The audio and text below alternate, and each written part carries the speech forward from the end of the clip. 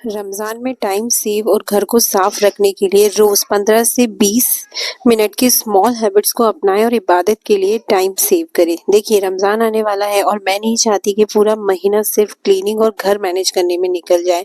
सच बोलूँ तो घर गंदा इसलिए नहीं होता क्योंकि हम लेज़ी होते हैं, बल्कि इसलिए होता है क्योंकि हम छोटी-छोटी चीज़ें डिले करते जाते हैं। इसलिए मैं पहले से कुछ हैबिट्स फ़ॉलो करती हूँ जिससे मैं इबादत में ज़्यादा टाइम दे सकूँ और घर भी मैनेजेबल रहे। अस्सलाम वालेकुम everyone, welcome back to my channel. तो चलिए आज का व्लॉग स्टार्ट करते हैं। हैबिट नंबर 1 है पावर आवर। ये हैबिट सीरियसली एनर्जी सेविंग है। रोज़े में रमज़ान में एनर्जी लिमिटेड होती है, इसलिए मैं पहले से ही 15 से 20 मिनट का सिस्टम बना लेती हूँ। उसमें मैं अपना पूरा होम रिसेट कर लेती हूँ। Basically it's my morning power hour. Morning में क्या होता है, हस्बैंड भी ऑफिस जाते हैं, बच्चे भी स्कूल जाते हैं, तो थोड़ा सा मैस क्रिएट हो जाता है घर में। इसलिए उनके जाने के बाद मैं ये 15 से 20 मिनट का टाइम निकालती हूँ जिसमें अपने पूरे घर को रिसेट कर लेती हूँ। सेकेंड हैबिट है पिक एंड प्लेस। ये हैबिट इफ्तार के टाइम पर मैस कम करती है। इवन ये पूरे घर के लिए बेस्ट हैबिट है। रमजान में किचन ऑलरेडी इतना बिजी होता है, इसलिए चीज़ों को डिले नहीं करते। जो चीज़ जहाँ से उठाई वापस वहीं रख दें।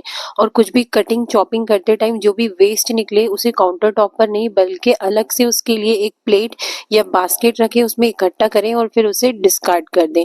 ये करने से आपका एक्स्ट्रा जो क्लीनिंग का टाइम है वो भी सेव होता है और आपके पूरे किचन में मेस भी क्रिएट नहीं होता। थर्ड हैबिट है डीक्लटर। जितना कम क्लटर उतना कम डिस्ट्रैक्शन, फिर चाहे वो क्लटर कपड़ों का हो या फिर किचन में यूज हो रहे बर्तनों का हो।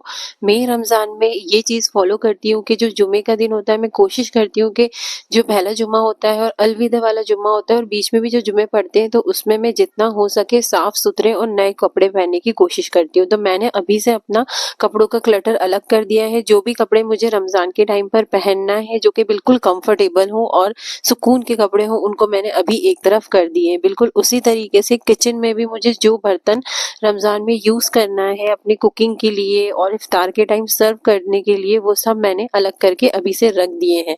क्योंकि अगर किसी भी चीज़ का क्लटर हुआ तो वो थोड़ा सा भी टाइम एक्स्ट्रा लगना मतलब कि टाइम वेस्ट होना। इसलिए मैं तो यही करती हूँ कि मैं कपड़ों का बर्तनों का क्लटर भी अलग कर देती हूँ।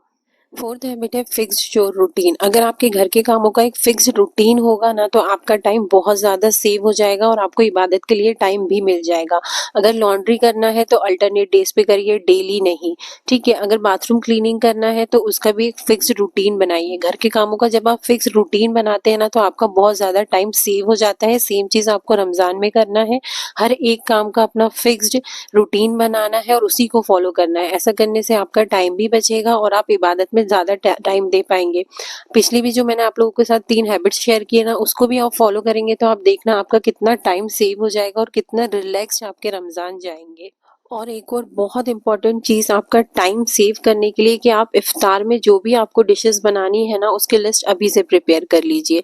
बिल्कुल इफ्तार के टाइम पे टाइम वेस्ट मत करिएगा कि मैं ये बनाऊंगी, ये सोचूंगी, वो सोचूंगी। नहीं, अभी से ही आप अपनी इफ्तार की लिस्ट प्रिपेयर कर लीजिए, तो ये आपका बहुत ज़्यादा टाइम सेव करेगी। इंशाल्लाह मैं अपनी इफ्तार लिस्ट आपके साथ अपने नेक्स्ट ब्लॉग्स में शेयर ज़रूर करूंगी। फिफ्थ हैबिट है फोकस एरिया रूल।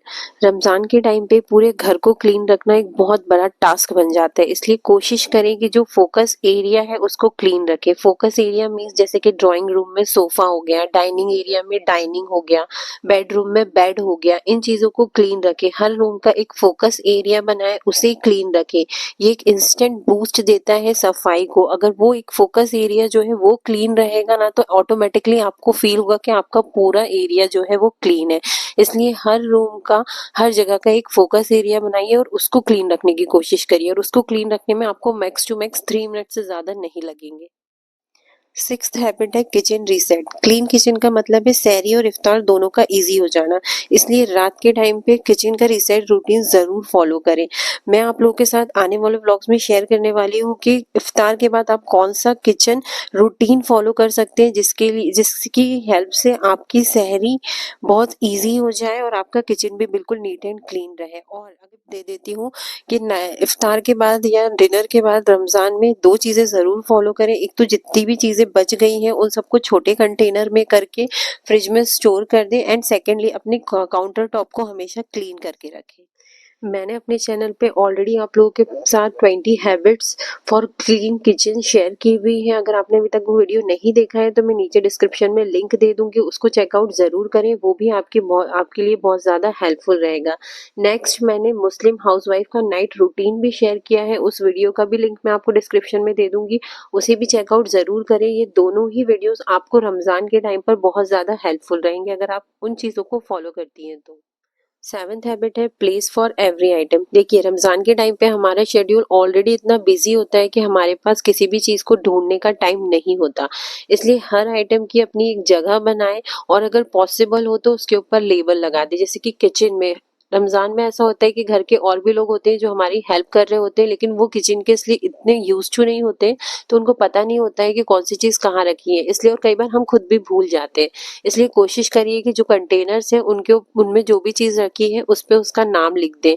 ठीक है, उसी तरीके से जैसे यहाँ पे मैंने ये जानमाज का बॉक्स बनाया है, रमजान के टाइम पे स्पेशली इसको मैं निकाल के रखती हूँ, इसमें अपनी सारी जानमाजें रखती हूँ।